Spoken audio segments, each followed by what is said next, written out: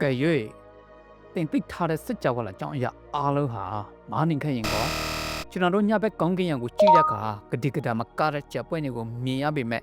တကယ်အမှန်တရားကတော့ဒီအလင်းတန်းတွေကတကယ်ရှိနေတဲ့အရာတွေရဲ့အစိတ်ပန်းတည်တည်လေးပဲရှိပါသေးတယ်။တကယ်တော့ကျွန်တော်တို့စစ်ကြောဝါလာရဲ့95%ဟာလောကပျောက်ဆုံးနေတာ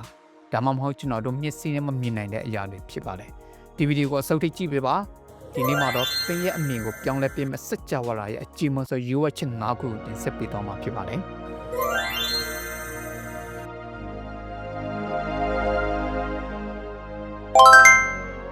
ညဘက်မှာကျေပြောတဲ့ပင်လယ်ကြီးကိုကြည့်နေတယ်လို့မြင်ကြည့်ပါသင်ကလိုင်းဘိုးပေါ်ကအပြည့်အောင်အမြုပ်တွေကိုပဲမြင်ရပေမဲ့ရေအားမှာတော့အင်အားပြင်းတဲ့ရေထုကြီးရှိနေပါတယ်စစ်ကြောဝါလာကြီးကလည်းဒီလိုပါပဲကဘာမြေနေနဲ့ကျွန်တော်တို့ရဲ့ခန္ဓာကိုယ်ပါဝင်ကျွန်တော်တို့ထိတွေ့လို့ရတဲ့အရာအလုံးဟာပင်လယ်ပြင်ကအမြုပ်လေးတွေလိုပါပဲကျန်တဲ့အပိုင်းတွေကတော့အမွန်ဒရက်တူနဲ့အမွန်ဆွမ်းအင်းတွေပါသိပ္ပံပညာရှင်တွေကဒါကိုမမြင်ရတဲ့ကွန်ရက်လို့ခေါ်ကြတယ်။ဘာလို့လဲဆိုတော့ဒါဟာ glacier တွေကိုပြတ်ထက်မသွားအောင်ထိထောက်ပေးတဲ့ကော်လိုမျိုးဖြစ်နေလို့ပါ။ဒီရိုးဝဲချက်အင်အားသာမရှိရင်ကျဲတွေဟာဟင်းလင်းမြင့်တွေမှာလွှင့်စင်ပြတ်ကွယ်သွားမှာဖြစ်ပါတယ်။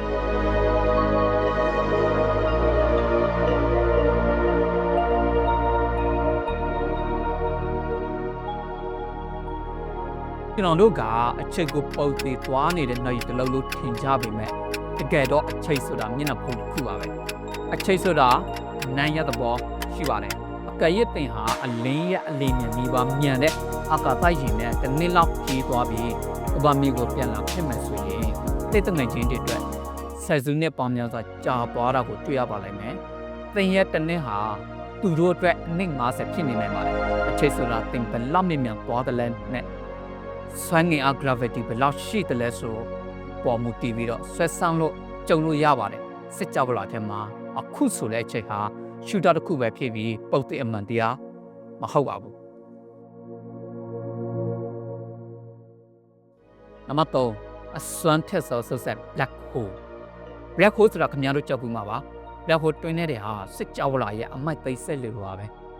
ဒါမဲ့သူတို့ကအလင်းကိုစုပ်ရုံထက်ပို့ပြီးတော့ထူဆန်းပါတယ်black hole ထဲမှာဆိုရင်ကျွန်တော်တို့သိထားတဲ့ UVA beta နေရာမှာတွေအလုံးမလုံးတော့ပါဘူး။ဆွမ်းငင်အားကအရန်ပြင်းထန်လောင်လို့အာကာသနဲ့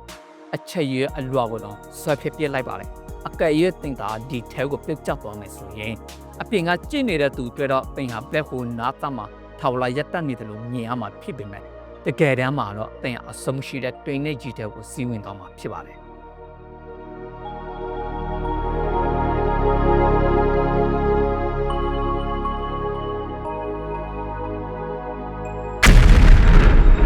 ရှေးဟောင်းပက်တက်တဲ့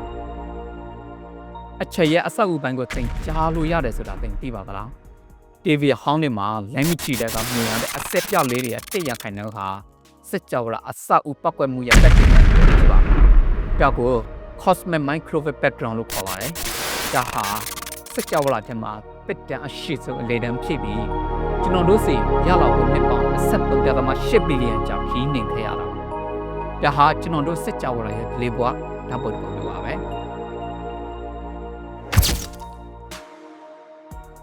နမအချင်းကသင်ဟာလမ်းလျှောက်နေတဲ့ကြက်မုံတွေပါဒါကတော့လက်ပတ်ဆိုရွေးချက်တစ်ခုပါသင်ဟာစစ်ကြောလာထဲမှာရှိနေရုပ်တင်မဟုတ်ပဲစစ်ကြောလာရဲ့အစိတ်ပိုင်းကိုယ်နဲ့ဖြစ်နေတာပါသင်တွေးတဲ့ကတန်တပွားတဲ့ကကလစီယာနဲ့ DNA တဲ့ကကောက်ပုံတွေကလုံခတဲ့နှစ်ပုံပီလီယံများစွာကတိစုပ်သွားတဲ့ကြဲတွေရဲ့ရင်ဖတ်ထမှာဖြစ်တည်ခဲ့တာပါအဲ့ဒီကြဲတွေပောက်ခွဲသွားတဲ့အခါ